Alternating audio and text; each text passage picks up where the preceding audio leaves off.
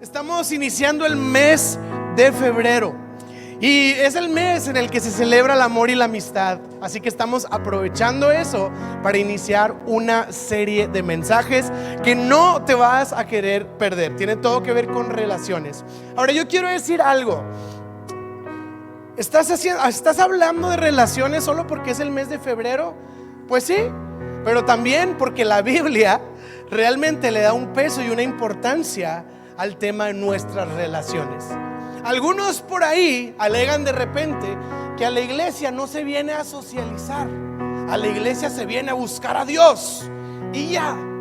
Pero la Biblia enseña algo totalmente distinto, de hecho, a esa idea. Por supuesto que a la iglesia se viene a buscar a Dios, claro que sí.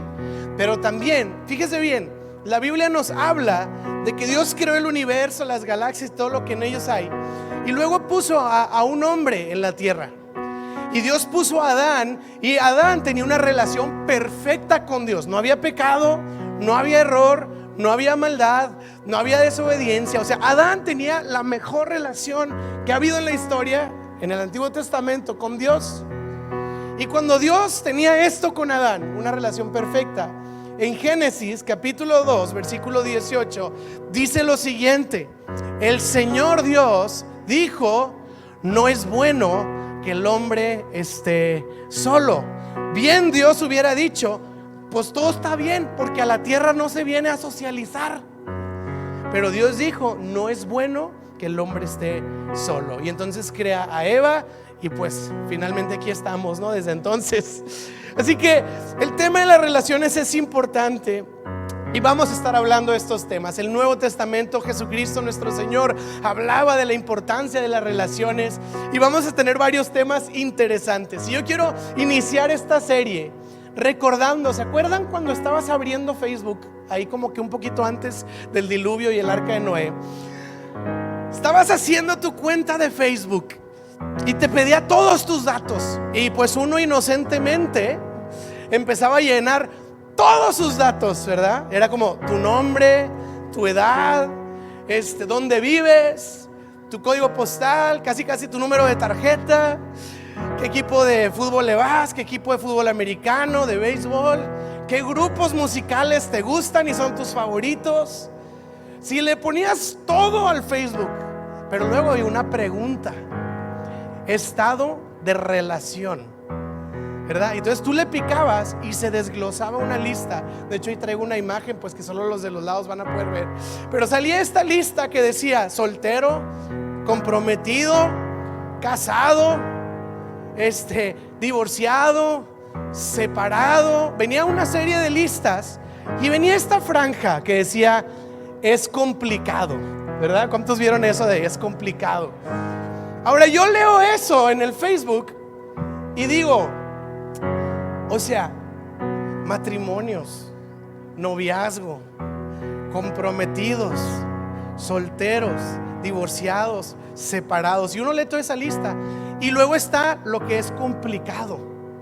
Yo digo, ¿será que lo demás no es complicado?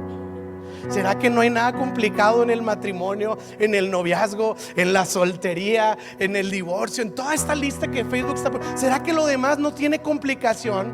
Entonces me hace chistoso que pongan un segmento como que lo demás y lo complicado. Pero ¿cuántos saben que realmente a veces o muchas veces nuestras relaciones son complicadas o hay temas complicados? Sí, es una realidad.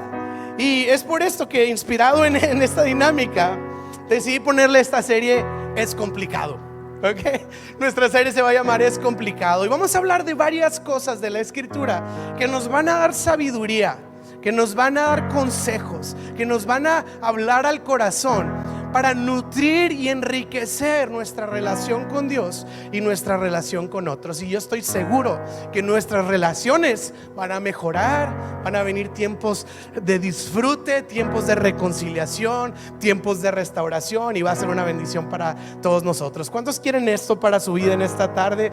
¿Qué les parece si oramos y entramos al mensaje de esta nueva serie? ¿Está bien? Señor, en el nombre de Jesús estamos creyendo que tu palabra es viva, no solo es información, no solo es conocimiento, es viva y trae transformación. Nos da sabiduría y nos ayuda en nuestros caminos. Señor, hoy abrimos nuestra mente y nuestros corazones para que nos hables y para que hagas algo en nuestras relaciones. Te lo pedimos en el nombre de Jesús. Y todo central dice amén y amén. Y si estás contento, le puedes dar un fuerte aplauso a nuestro Dios. Yo estoy muy emocionado y el día de hoy en particular traigo un tema que está muy padre y creo que va a ser de mucha bendición. Quiero hablar de una cosa, un aspecto en particular que resulta ser como un enemigo de nuestras relaciones. Es algo que complica nuestras relaciones. ¿Qué tipo de relaciones? Todas, de matrimonio, familiares, de amistad y aún nuestra relación con Dios. Sí, es como una semillita que complica, que lo vuelve complicado. Y qué bendición va a ser el día de hoy poder identificarlo en nuestras vidas para usar la sabiduría del Señor. El tema del que quiero hablar el día de hoy lo titulé así: la comparación, el destructor de todas las relaciones. ¿A qué me refiero con la comparación? Te voy a dar un ejemplo práctico. ¿Alguna vez te ha pasado que vas al centro comercial, estás en el mall, ¿verdad?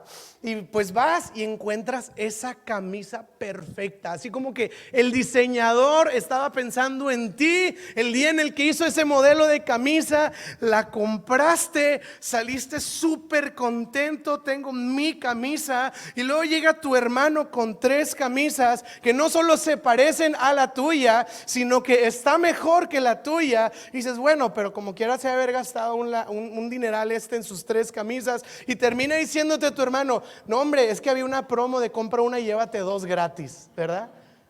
Y ese sentimiento, ¿cuántos saben cómo se siente eso? O sea, tu camisa con la que estabas feliz y con la que estabas contento se convirtió en un trapo de cocina en ese momento. No sé si me explico, ya no está padre porque la otra está mejor. Y decía el pastor Craig Rochelle esta frase que habló a mi vida, y la frase es la siguiente: la manera más rápida de matar algo especial es compararlo con algo más. La manera más rápida de matar algo especial es compararlo con algo más. Voy a poner otro ejemplo. Estás de vacaciones, estás en esta playa, estás tomando tus fotos, disfrutando, wow, qué buen tiempo. Y de repente te abres Instagram y te das cuenta de que tu compadre y tu comadre también están en la misma playa. Y tú les escribes, hey, ¿están en la playa? Sí, ¿en cuál estás? Yo estoy aquí. Ay, estamos juntos. ¿En qué hotel estás? Y te pasa el nombre del hotel y es el 5 estrellas, todo incluido, exclusivo, y luego hasta te manda una foto. ¿No sabes quién también está hospedado aquí con nosotros? Y te manda una foto con Luis Miguel, así desayunando. Y en ese momento tu hotel como que se vuelve una, no sé si me explico, o sea, una casa de refugio, otra cosa, o sea, ya ni estás de vacaciones, ¿verdad? Es como que no, ni subas fotos, o sea, qué pena.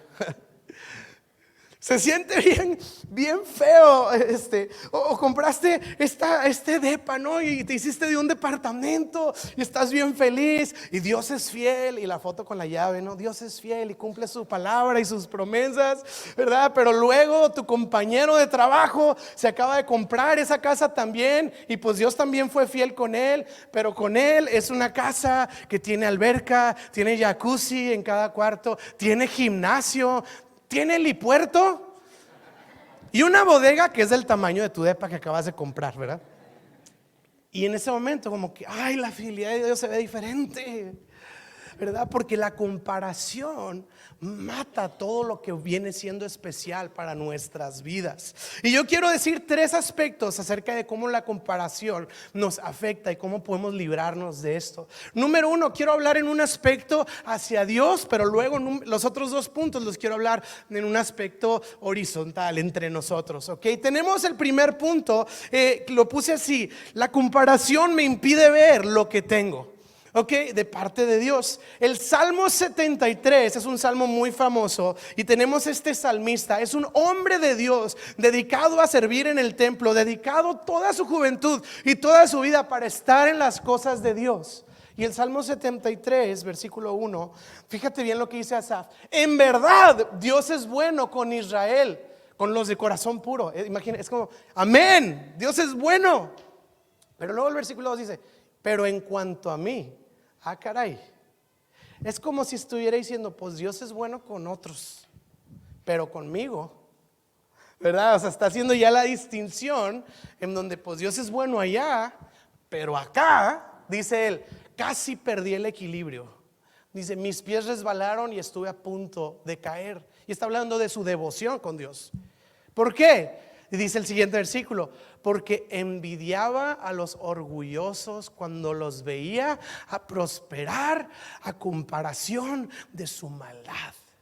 Y es un hombre que sigue al Señor, que vive para el Señor, que está guardando su vida para el Señor, que está toda su vida dedicando a servir al Señor. Y es un hombre devoto, es un hombre de fe, es un hombre que camina cerca de Dios. Pero un día el hombre como que voltea y ve a este grupo de personas que dice que son los malvados, no sé, gente que hace el mal. Voltea a ver y empieza a ver cómo esa gente empieza a prosperar. Y está hablando de riquezas, de dinero, de lujos en la vida. Voltea y este hombre, Asaf, de repente dice, ¿sabes qué? Verlos a ellos me está haciendo tambalearme en mi relación con Dios, porque pues como que ellos tienen más cosas y yo que le he sido fiel a Dios no tengo nada.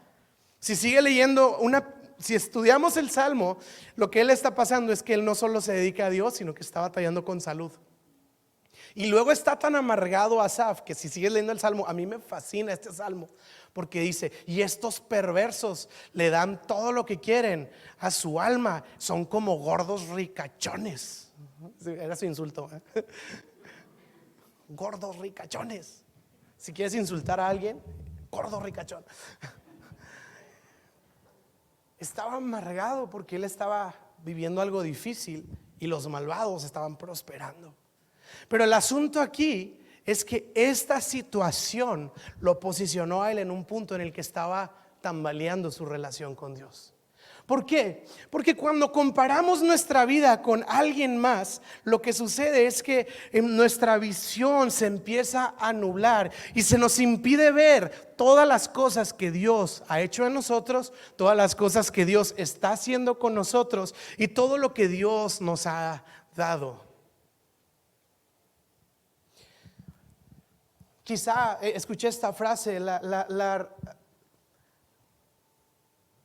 muchas veces aún nuestra pobreza es la riqueza de alguien más, pero estamos viendo a alguien más.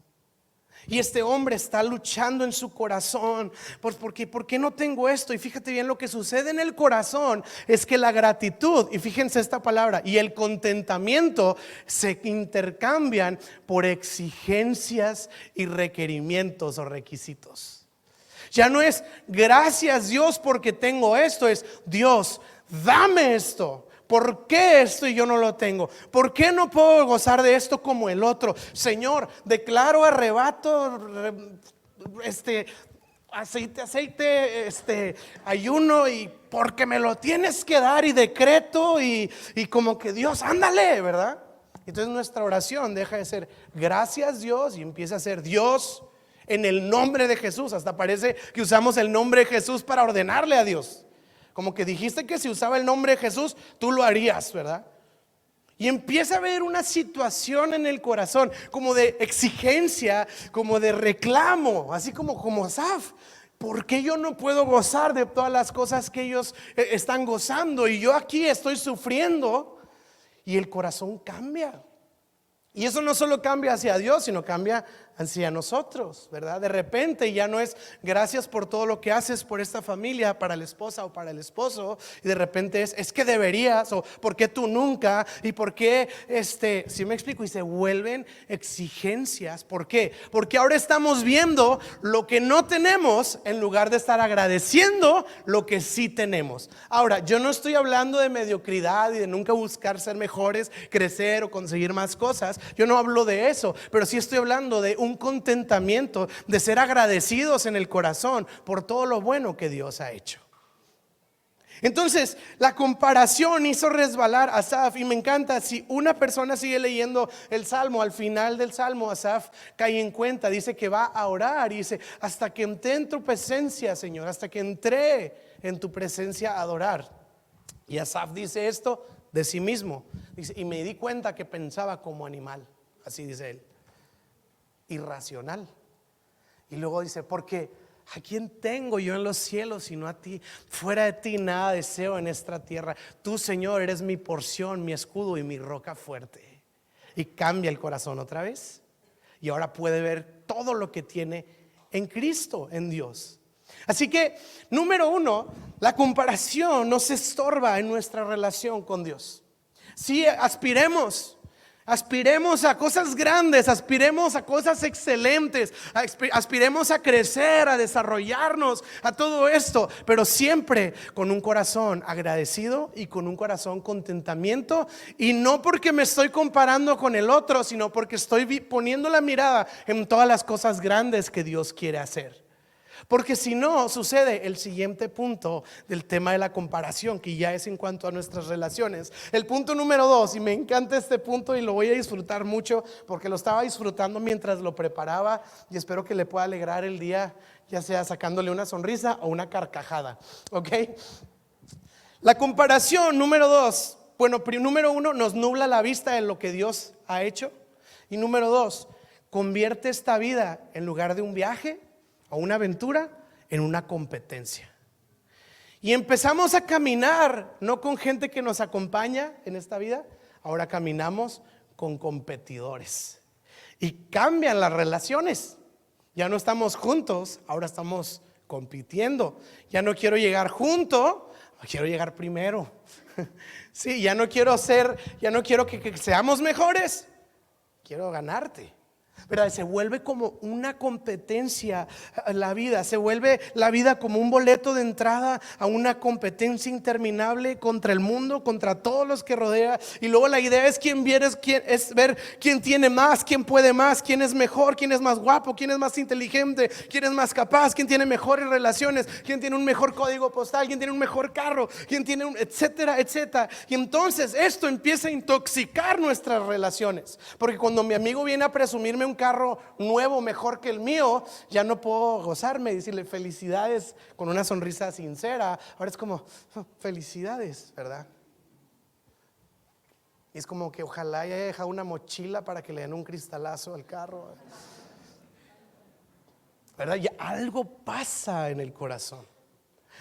Algo cambia en el corazón, ya no me deja disfrutar la vida, y nuestras relaciones ya no son sanas. Y habrá algo de esto en la Biblia. A mí me encanta la Biblia, a mí me encanta. Hey, los que empezaron la Biblia en un año, ¿cómo van? Espero que súper bien. Si no has empezado la Biblia en un año, que es un podcast de audio con podcast de 20 minutos, te la recomiendo, búscala en Spotify. Como iglesia la estamos llevando a cabo y es una bendición. Pero la Biblia no es un libro de historias épicas e heroicas como si fuera un libro de fantasía. No es un cuento. Es un libro honesto. Es un libro real. Es un libro de personas imperfectas en manos de un Dios perfecto, transitando la vida imperfectamente. Y el problema es que nosotros hacemos como superhéroes a los personajes de la Biblia, pero en realidad los personajes de la Biblia son superhumanos como usted y como yo. Y yo estaba leyendo la Biblia y preparando este mensaje, y encontré, y ya lo había escuchado antes, encontré esta dinámica tan interesante de los apóstoles de Jesucristo. Ahora, este es a lo que voy. Jesús tiene 12 apóstoles y nosotros los convertimos en santos, ¿verdad? Así es como San Juan, San Pedro, y como que son figuras, así me explico, como iluminadas, intocables, inalcanzables, personajes sumamente elevados e iluminados, espirituales, ungidos, etcétera. Pero yo voy a la Biblia y yo veo un grupo de pandilleros. Y veo un grupo de pandilleros equivocándose, con dinámicas muy humanas, con dinámicas imperfectas como las de nosotros. Y esto tiene que emocionarnos y animarnos a nosotros. ¿Por qué? No estoy desprestigiando a los discípulos, más bien nos estoy incluyendo en la lista de las personas que el Señor puede elegir para llevar a cabo sus propósitos. Ellos no eran tan especiales. De tal manera que nos hace parte también de poder ser parte de ese grupo íntimo del Señor Jesucristo. Y los apóstoles en su imperfección estuvieron viviendo los 3 años del ministerio de Cristo y escribieron los evangelios. Entonces, hay algo muy bueno, ya empecé a dar una clase aquí de bibliología, ok, paréntesis informativo. La Biblia fue escrita por hombres, por supuesto, inspirados por el Espíritu Santo. Una dinámica importante a resaltar es que cuando el Espíritu Santo los inspiró, no quiere decir que se transformaron en redactores como robots que nada más imprimían la voz directa del Espíritu Santo. El Espíritu Santo, voy a decirlo así, respetó la personalidad de los autores.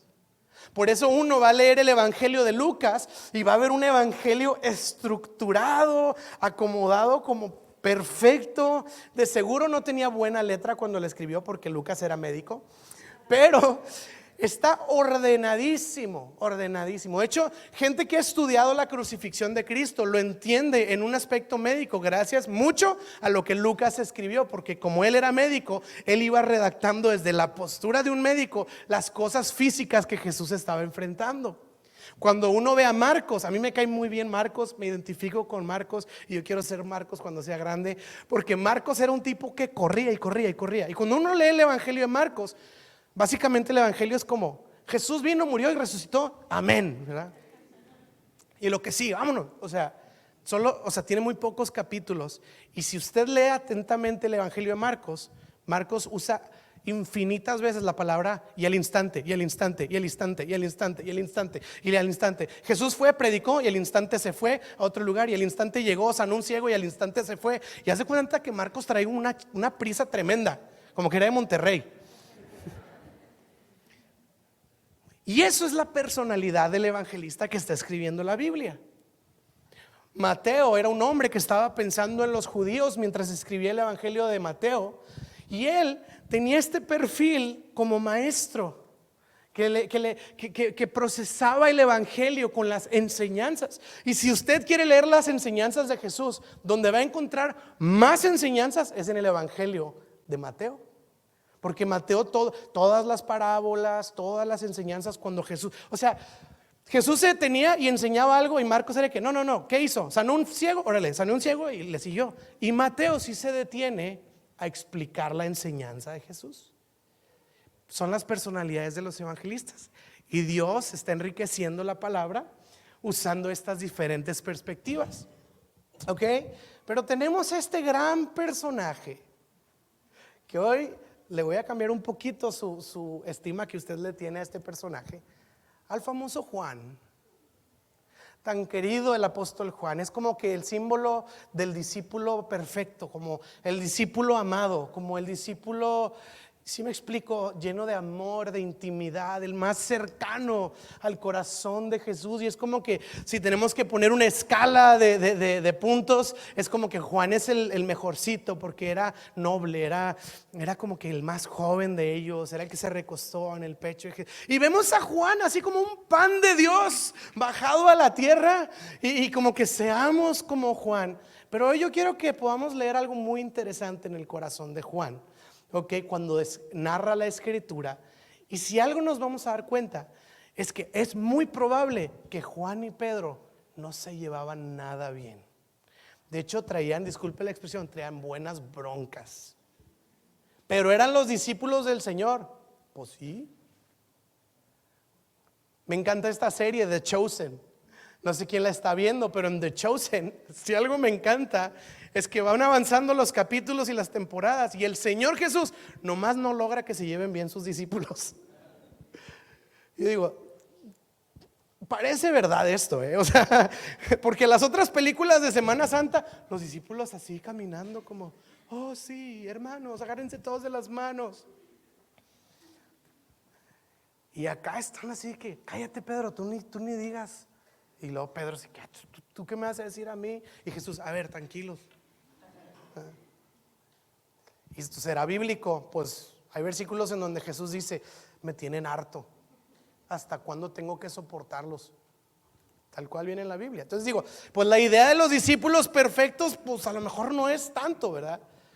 Y Juan traía un tema, yo creo, por lo que estamos por leer, usted juzgue, de competencia contra Pedro, porque eran los favoritos del Señor. Y ellos como que vas a ver esta dinámica de quién se sentó en dónde con Jesús, y vas a ver cómo le hacen un énfasis en que yo estuve cuando se transfiguró, ¿verdad? Y los otros no, pero yo sí. Y vas a ver una dinámica en su narrativa, y yo quiero que lo puedas leer conmigo. Está muy, muy interesante lo siguiente. Juan 13, versículo 21, y voy a leer en la versión Reina Valera. Bueno, ahí la tenemos en la NTV, pero yo la quiero leer en la Reina Valera. Escuche bien lo que voy a decir. Dice: habiendo dicho esto Jesús, hablando de que Judas lo iba a traicionar, ¿ok? Nos situamos en el momento de la última cena. Jesús anuncia que alguien lo iba a traicionar y dice Juan, habiendo dicho esto Jesús se conmovió en espíritu y declaró: de cierto les digo que uno de vosotros me va a entregar. Juan está escribiendo, preste atención, imagínense que Juan lo está escribiendo. Y dice: entonces los discípulos se miraban unos a otros dudando de quién hablaba. Y uno de sus discípulos, al cual Jesús amaba. A ver, Juan. Están los discípulos y uno de los discípulos, pues el que Jesús amaba, o sea, yo. Y yo lo estoy escribiendo. O sea, de seguro Juan no caía tan bien. ¿Sí me explico? O sea, el Instagram de Juan, yo estoy seguro que quizá no lo hubiera seguido yo. Así leyendo su devocional con una foto en la Biblia, con una lágrima. Gracias, Dios, por lo que me revelas a mí. Ojalá se lo reveles a los demás también. Porque Juan lo conocemos como el discípulo amado. En lo que a veces no sabemos es que él solito se puso el apodo. O sea, están los discípulos y yo, ¿verdad? El discípulo amado. Y dice: unos de sus discípulos al que Jesús amaba estaba recostado al lado de Jesús. O sea, Jesús dijo: alguien me va a traicionar. Y Juan dice: todos los discípulos hablaban, y el que Jesús amaba estaba al lado de Jesús, recostado en el pecho de Jesús. Y luego dice: a este pues le hizo señas Simón Pedro para que le preguntase quién era aquel de quien hablaba. Y fíjate. Y entonces, recostado cerca del pecho de Jesús, le dijo: Señor, ¿quién es? O sea, Juan quiere que sepas que él es el favorito, que él está sentado al lado de Jesús y que estaba recostado tan cerca de Jesús, tanto así que lo dice 2 veces. El discípulo amado que estaba recostado en el pecho de Jesús, Pedro le preguntó algo, y mientras estaba recostado en el pecho de Jesús, como que: ¿por qué tienes que hacer tanto énfasis que estabas ahí al lado? Y Juan lo quiere dejar saber. Y más adelante la Biblia continúa, pero quiero que veamos este lenguaje y quiero situarnos en algo tremendo. A mí se me hizo tremendo. Estamos hablando de que Jesús muere, es sepultado. Al tercer día, ahí es donde vamos a empezar la siguiente narrativa, ¿ok? Al tercer día, fíjate bien lo que sucede. Juan 20, versículo 1. El domingo por la mañana temprano, mientras aún estaba oscuro, María Magdalena llegó a la tumba y vio que habían rodado la piedra de la entrada.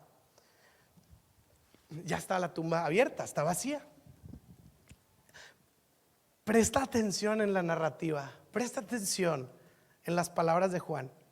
Y me conmueve tanto, porque está narrando la resurrección de Jesucristo. Le hago la pregunta: ¿será un tema importante en la Biblia la resurrección de Jesucristo?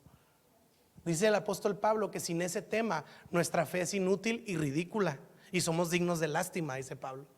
Es el tema más importante de la fe, la resurrección. Y Juan va a narrar la resurrección de Jesucristo y dice: llegó a la tumba y vio que habían rodado la puerta, corrió y se encontró con Simón Pedro. María regresó, se encontró con Simón Pedro y el otro discípulo al que Jesús amaba. O sea, Pedro y al que amaba. Y les dijo: sacaron de la tumba el cuerpo del Señor y no sabemos dónde lo pusieron. Pedro y el otro discípulo. O sea, ¿quién se refiere a sí mismo en tercera persona? Pero bueno, Pedro y el otro discípulo se dirigieron a la tumba. Ya sabemos, ¿verdad? Pedro y Juan van a la tumba. ¿Ok? Pero mira qué dice Juan. Ambos iban corriendo, pero el otro discípulo iba más a prisa que Pedro y llegó primero. ¿Es en serio, Juan? Estás hablando de la resurrección de Jesucristo, pero digo, nada más para que 2000 años después, cuando lean el evangelio, sepan quién ganó las carreritas. ¿Por qué puso eso ahí? O sea, ¿en serio, Juan? No, pues nada más para que quede registrado quién ganó. Y ve esto, dice, llegó más a prisa y llegó primero a la tumba. Versículo 5, se agachó a mirar adentro y vio los lienzos de lino apoyados ahí, pero no entró. Y luego llegó Simón Pedro, o sea, se tardó. Y dice, y entró en la tumba y él también notó los lienzos de lino ahí. Pero el lienzo que había cubierto la cabeza de Jesús estaba doblado y colocado aparte de las otras tiras. Versículo 8. Entonces el discípulo que había llegado primero también entró, vio y creyó. ¿Es en serio, Juan? O sea, sí Jesús resucitó, pero sabes que cuando íbamos a la tumba corrimos y yo le gané a Pedro. Solo digo, y ya vimos que sí, efectivamente no estaba el Señor Jesucristo, pero por si no te acuerdas, yo le gané a Pedro. ¿Qué es esto? Y había un asunto de competencia en el corazón de Juan y de Pedro. O sea, yo creo que te lo imaginas la escena. Llega María y están Pedro y Juan y el Señor no está en la tumba, y se paran los dos y empiezan a correr y a ver quién llega primero.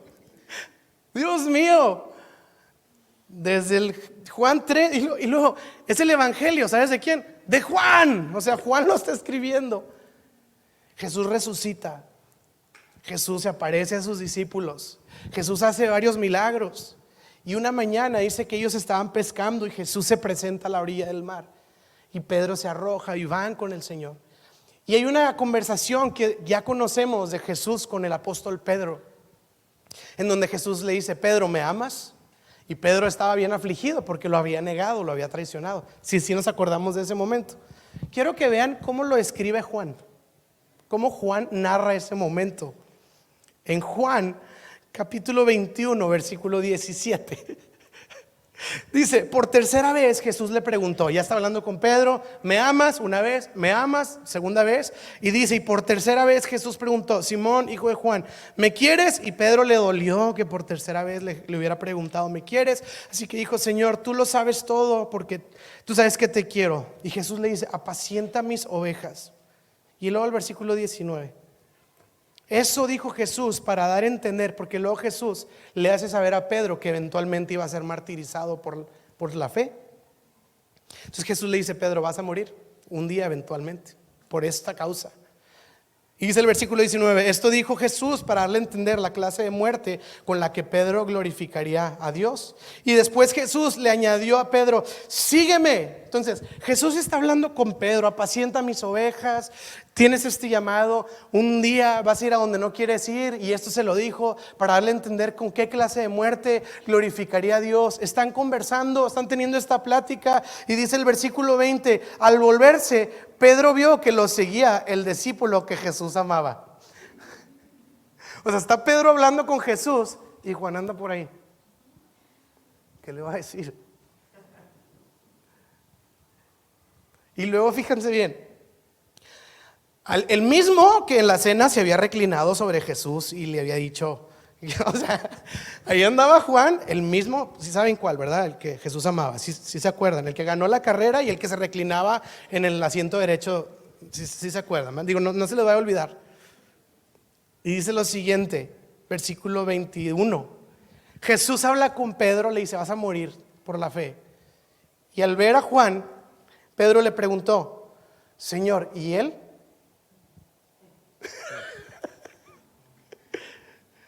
O sea, los dos se traían un pique, de tal manera que Jesús le está hablando de su propósito a Pedro. Pedro ve a Juan y ok, ya me dijiste a mí qué me va a pasar. ¿Y a él qué le toca? O sea, ¿a él qué va a hacer?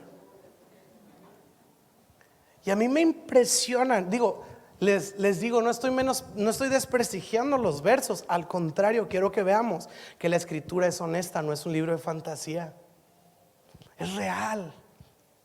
Pero si algo me deja ver esto, es que están en el momento más importante de la historia de la humanidad, que es la resurrección de Cristo, y ahí en medio como que está estorbando su competencia. Muchas veces sucede que hay personas que saben mucho de la Biblia, que llevan muchos años en la iglesia, que saben muchas cosas de Dios, pero luego ves cómo están sus amistades, sus relaciones, cómo le hablan a la esposa, cómo le hablan al esposo, cómo le hablan a los hijos, cómo le hablan a sus amigos, cómo está todo quebrado, y uno dice, ¿cómo es posible esta discrepancia entre todo lo que sabe de Dios y su perfecta relación con Dios y todo lo que ha aprendido de la Biblia, pero luego cómo está todo quebrado con las personas a su alrededor? Y lo que yo trato de pensar es que esta competencia entre Juan y entre Pedro no les permitía abrazar completamente lo que Jesús estaba haciendo, porque estaba también presente, como que intervenía en lo que ellos estaban haciendo con Dios y que estaban haciendo entre ellos. Jesús oró pidiendo que se pudieran unir y que pudieran ser como uno. Y es que eso a veces pasa cuando estamos compitiendo. Podemos saber mucho de Dios, podemos saber, y es la razón que incluso pastores están en enemistad y en pleitos con otros pastores y otras iglesias. En la pandemia, un amigo pastor de un amigo mío me platicó que este pastor dijo, voy a hacer la conferencia más increíble que ha habido de todas las conferencias, y voy a invitar a los pastores estrellas, a las celebridades del momento. Y invitó así una lista como de 12 pastores, y unos ni siquiera del continente, o sea, de fuera, y todo. Hizo el macro evento porque quería tener la mejor conferencia de todo. Y se viene la pandemia y pues no se puede hacer nada, y este hombre se queda con una deuda terrible porque iba a sacar todos los boletos del evento, etcétera, y ahí se iba a recuperar, pero no se hizo el evento. Y de repente este hombre está teniendo que vender su carro, su camioneta, para pagar la conferencia que nunca se pudo llevar a cabo. Y en ese proceso dice este pastor que Dios le habló y le dijo, ¿por qué estás compitiendo con otros? En otras palabras, este show que querías hacer era innecesario, no tiene nada que ver con lo que yo estoy haciendo en la iglesia. Simplemente sentiste las ganas de competir con las otras iglesias, con los otros eventos, y ser tú el que trae el mejor evento con los mejores predicadores, y eso te está resultando en esta nueva situación que está bien complicada. Y Dios habló fuerte al corazón de este hombre, porque estaban compitiendo a ver quién tenía el mejor evento de la iglesia, y ahora estaba pagando un precio fuerte por una motivación que ni iba al caso, porque la comparación se mete y nos impide ver lo que Dios quiere hacer. Así que realmente el ver a otros, compararnos, nos estorba en nuestra relación con Dios y nos estorba en nuestra relación entre nosotros. No nos permite ver claramente lo que Dios quiere hacer. Y me encanta porque Jesús da una solución muy práctica. Voy a decir hasta eso, muy regia. Y quiero terminar. La solución es la siguiente. Voy a leer otra vez Juan 1:21. Dice, al verlo, Pedro a Jesús le preguntó, Señor, ¿y a él qué, verdad? Pedro quería saber, ya sabía su destino, ahora quería saber el destino de Juan. Y le pregunta a Jesús, ok, ya sé, ¿y qué vas a hacer con él? ¿Cuál es su propósito? ¿Cuál es su destino? ¿Qué le vas a dar a él? ¿Qué llamado tiene él? ¿Qué tan grande va a ser su congregación? ¿Dónde va a estar su edificio? ¿Cuántas sillas van a tener? ¿Qué equipo de sonido va a comprar Juan para su iglesia? ¿Cuántos seguidores va a tener en Instagram? Señor, digo, nada más tengo la duda. Y dice el versículo 22, y básicamente lo que Pedro le preguntaba a Jesús era, Y él, ¿cómo se va a morir? Básicamente. Y Jesús le dice en el versículo 22: y si quiero que él permanezca vivo hasta que yo vuelva,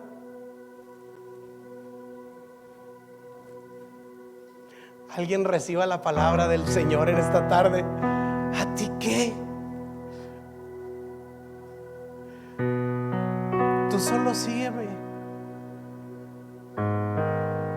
O sea, sí, Señor, pero digo, para ver cómo lo apoyo.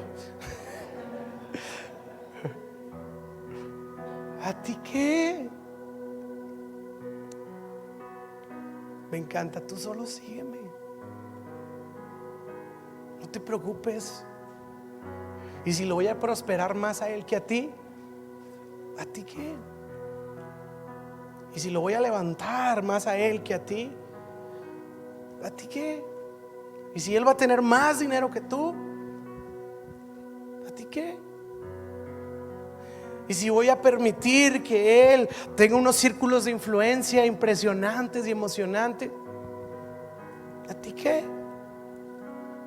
Y si sus hijos van a ser como que los que siempre van a traer la estrellita en la frente, los más talentosos, los número uno, los que van a sacar todos los premios, los que siempre van a estar al frente del talent show, los que siempre todos les van a aplaudir, y pues tus hijos ahí van a andar de las greñas ahí, ¿a ti qué? Y empezamos a ver cómo tenemos estas dinámicas de comparación. Y la solución del Señor es: ¿a ti qué? Solo sígueme. Que si lo ponemos en una escala eterna, regresamos al Salmo de Asaf. ¿Qué es lo más importante? Seguir al Señor y hallar contentamiento. Nosotros iniciamos Central y he de confesar que cuando iniciamos veníamos de diferentes historias de plantaciones de iglesias cercanas a nosotros o algunas en las que estuvimos. Y estamos cerca de esta iglesia tremenda en la que hicieron su primer reunión y esperaban 200 personas y llegaron 800 personas a la primera reunión. Y a la segunda reunión llegaron 1000 personas. A la tercera, o sea, instantáneamente se volvió una locura esta iglesia. De hecho, habían puesto unas paredes de tabla roca y las tuvieron que tumbar, pero así como en ese momento, así que ¿verdad? Y pues siéntese ahí. Venimos de esta iglesia en la que estuvimos, en la que en la primera reunión fueron 500 personas, en la segunda reunión igual como 800, y en la segunda reunión por necesidad se anunció que el próximo domingo iba a haber 2 horarios de reunión. Era una locura.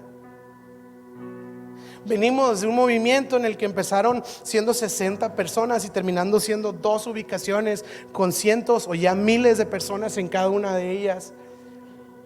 Y venimos de esto, estamos acostumbrados a esto. Estamos acostumbrados a lo grandote, a lo explosivo, a lo, ¿sí me explico? Al ruido y todo eso. Y empezamos, pero la diferencia es que empezamos en pandemia. Y pues nuestra primera reunión, ahí estaban, bueno, la primera junta, ahí estábamos, esas 8 personas. Y yo amplificaba un poquito el número, decía 8, Padre, Hijo y Espíritu Santo, 9, 10, 11, los 24 ancianos, ok, entonces ya son 35, ahí vamos. Las 4 seres vivientes, pues ahí están, tenemos unos cuantos más por ahí, y una gran nube de testigos. Y empezamos 8, 12, 13, y luego 2 matrimonios de los 8 se fueron de vacaciones y no pudieron venir, pues se vació la iglesia ese domingo.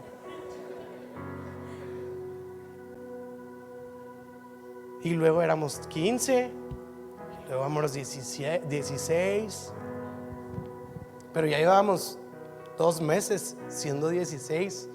Y decía, chis, no se parece a lo otro. Y era como, ¿qué hacemos? Y es que hay que hacer ruido, y la pandemia, y es que hay algo mal, no sé qué falta. Señor, ayúdanos, ¿en qué pecado, Señor? Muéstrame mis pecados si soy yo. O sea, ¿qué está pasando? Y luego 20. Digo, ok, es que qué padre, pero, o sea, oigan, ya sé, vamos a hacer una campaña y es esto en el corazón. ¿Y cómo van? ¿Verdad? De repente nos hablaban de Tijuana, de otros lugares. ¿Cómo van? Pues bien, pero pues echándole ganas. O sea, es que un culpable, el diablo. No, la pandemia, bueno, lo mismo. Es la pandemia, sí, no, la pandemia. Y en el corazón como un peso de ¿qué está pasando? ¿Hay algo mal? ¿Por qué no estamos avanzando? ¿Por qué parece que Dios no está obrando? Hasta que un día viene la bondadosa mano de Dios.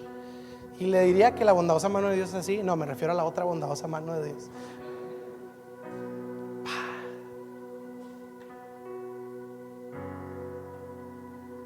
¿Quién te dijo que tenías que ser 500 la primera reunión, 800 la segunda, 1200 la tercera?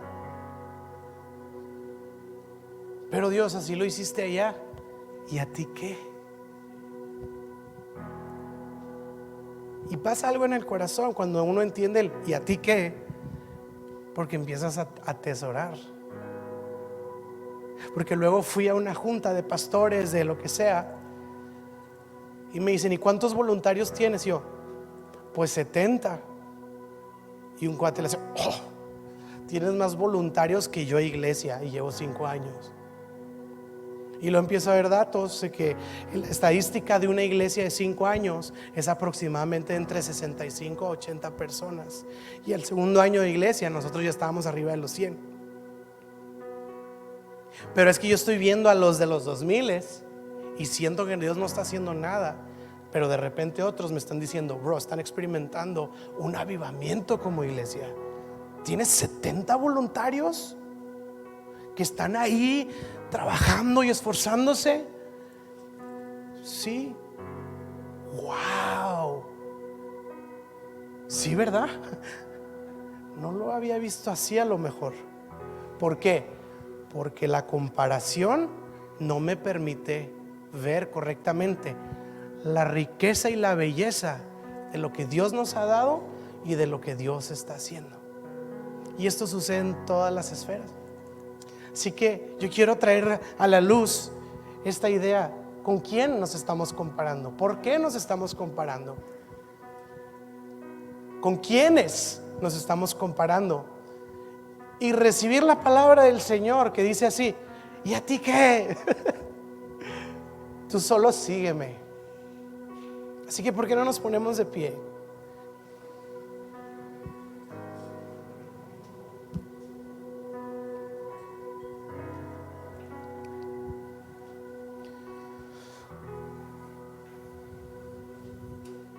En un punto de la pandemia empezamos a ver cómo estas ciertos, no tienen nada de malo las mega iglesias. Yo no tengo ningún problema con nada de eso.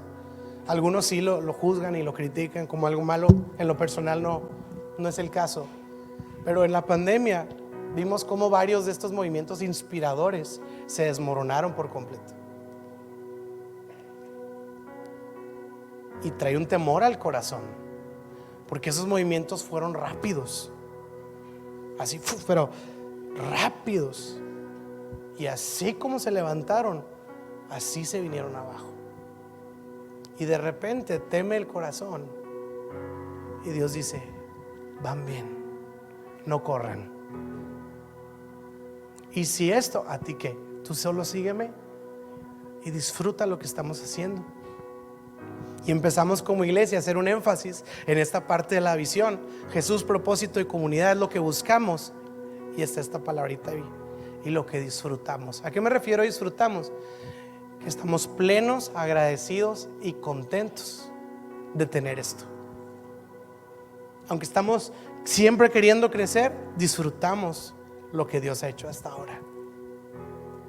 Así que, ¿por qué no le damos gracias a Dios por todo lo que tenemos? Yo quisiera cerrar con esta dinámica y permitirle al Espíritu Santo hablar a nuestras vidas y mostrarnos cómo nos ha enriquecido en gran manera y poder agradecerle. ¿Está bien? Señor, te damos gracias porque has sido bueno con cada uno de nosotros. Gracias porque nos has colmado de bien, nos has enriquecido con toda riqueza celestial. Te tenemos a ti, que eres el tesoro invaluable e incalculable, más grande de lo que pudiéramos imaginar. Gracias por el tesoro eterno en la vida de tu Hijo Jesucristo y la herencia que nos has dado en Él. Gracias por nuestras familias. Gracias por nuestra esposa, por nuestros hijos. Gracias por nuestros papás, nuestros hermanos. Gracias por nuestros cuñados, cuñadas. Gracias por nuestros compañeros de trabajo, por nuestro trabajo, por nuestros negocios, por nuestras empresas. Gracias por la provisión que fielmente traes a nuestras vidas, porque quizá, por supuesto, pudiéramos tener más, pero nunca nos ha hecho falta. Tú has suplido y hemos estado bien, porque tú, Señor, nos has dado. Gracias por la salud de la que hoy gozamos, que podemos estar aquí en la iglesia alabándote, celebrándote, Señor, con nuestro cuerpo entero. Gracias, Señor, por el país en el que nos has puesto, porque sí, con problemas, pero es un país que sabe festejar, que sabe divertirse, que sabe tener buenas amistades, lleno de riqueza, de cultura, de comida rica, de tantas cosas que nos has dado en nuestro hermoso país. Gracias por la iglesia. Gracias por nuestros amigos de la iglesia. Gracias, Señor, por cada voluntario. Gracias por cada iglesia en la ciudad. Gracias por los otros pastores. Gracias por los otros ministerios. Gracias por esas otras iglesias que, aunque sean diferentes que nosotros, o que estén haciendo algo distinto, al final tienen el mismo corazón de extender el reino de Jesucristo y su mensaje. Te damos tantas gracias, Señor, porque nos has concedido la vida. Y cada mañana, Señor, cada respiro es una muestra de tu amor, de tu gracia, y que nuestro aliento pueda constantemente agradecerte, Señor, como una canción de alabanza, Señor, que te agradece por todo lo bueno que has sido y por todo lo hermoso y glorioso que nos has dado. Líbranos de arruinar las cosas por un tema de comparación, y ayúdanos a tener contentamiento y ayúdanos a tener gratitud en el nombre de Jesús. Amén y amén. Le podemos dar un aplauso a nuestro buen Dios.